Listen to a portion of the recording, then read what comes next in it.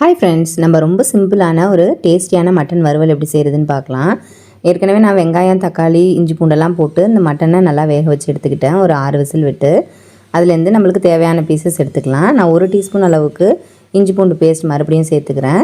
அதில் 1 table spoon அளவுக்கு குழம்பு மிளகாய் தூள், அப்புறம் 1 டீஸ்பூன் அளவுக்கு உப்பு சேர்த்துக்கிறேன். அப்புறம் பொடியாக நறுக்குன கருவேப்பிலை, கொத்தமல்லி, அப்புறம் கொஞ்சம் தேங்காயோட கசகசாவும் சோம்பும் சேர்த்து அரைச்சி அது வந்து ஒரு குழம்பு கரண்டி அளவுக்கு எடுத்துக்குங்க. எடுத்துகிட்டு அதை நல்லா பிசைஞ்சு வச்சுட்டு இப்போ ஒரு எண்ணெய் சட்டியில் ஒரு 5-6 டேபிள் ஸ்பூன் அளவுக்கு எண்ணெய் ஊற்றி பட்டை, கிராம்பு, பிரியாணி இலை, கொஞ்சம் வடகம் இதெல்லாத்தையும் சேர்த்து நல்லா பொரிஞ்சதுக்கப்புறம் நம்ம மேரினேட் பண்ணி வச்சுருக்க மட்டனில் சேர்த்துருங்க.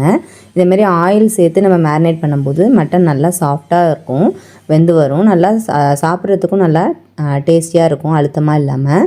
இந்த எண்ணெயை சேர்த்துட்டு நல்லா கலந்து விட்டதுக்கப்புறம் ஒரு அரை மணி நேரம் அளவுக்கு நல்லா மூடி வச்சிடலாம், மேரினேட் ஆகட்டும்.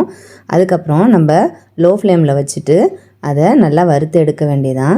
ஃபஸ்ட்டு நல்லா அந்த மசாலாவோட பச்சை வாசனை போகிற வரைக்கும் நல்லா மூடி வச்சு வேக வச்சுட்டு அதுக்கப்புறம் நம்ம ஓப்பன் வெசல்லே கொதிக்க வைக்கலாம். நல்லா ட்ரை ரோஸ்ட் ஆகிற வரைக்கும் நல்லா ரோஸ்ட் பண்ணி எடுத்திங்கன்னா நல்லா சூப்பரான மட்டன் வறுவல் ரெடி. நீங்களும் கண்டிப்பாக உங்கள் வீட்டில் ட்ரை பண்ணி பார்த்துட்டு எப்படி இருக்குன்னு நம்ம கமெண்ட்ஸில் மறக்காமல் சொல்லுங்கள். நம்ம சேனலில் உங்களுக்கு ரொம்ப பிடிச்சிருந்ததுன்னா நம்ம சேனலை மறக்காமல் சப்ஸ்கிரைப் பண்ணிக்கோங்க. Thank you friends.